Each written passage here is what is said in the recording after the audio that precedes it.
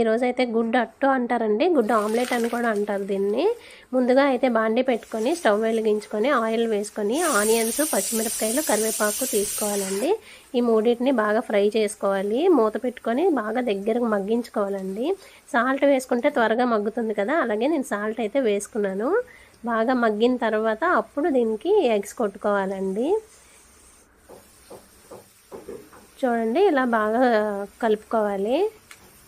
ఇలా కలుపుకున్న తర్వాత మూత అయితే పెట్టుకున్నాను నేను. బాగా దగ్గర మగ్గించుకోవాలండి. అంత బాగా మగ్గితే దీనికి అంత బాగుంటుంది. ఆనియన్స్ అంత సాఫ్ట్గా ఉంటే అంత బాగుంటుంది దీనికి. ఇలా మగ్గించుకున్న తర్వాత మూత పెట్టుకొని తర్వాత మళ్ళీ ఒకసారి మధ్యలో నేను చూసానండి, బాగా మగ్గుతున్నాయి. తర్వాత ఇక్కడ మనం ఎగ్స్ తీసుకోవాలండి. నేనైతే 3 ఎగ్స్ తీసుకున్నాను. ఈ 3 ఎగ్స్, ఆ గుడ్డు చూసారా అంత దారుణంగా కొట్టాను.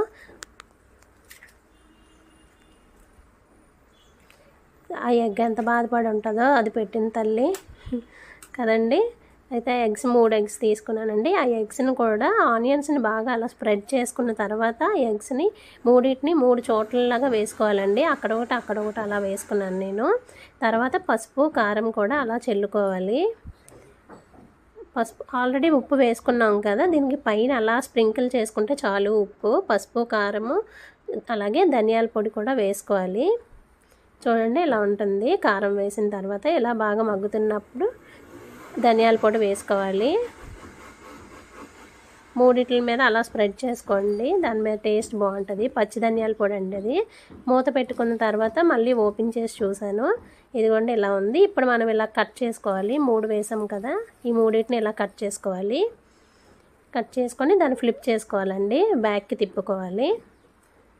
నీట్గా కట్ చేసుకోండి. దేనికి అది పౌచెస్ లాగా రావాలి కదా, అందుకనేసి ఇలాగా ఫ్లిప్ చేసుకున్నాను.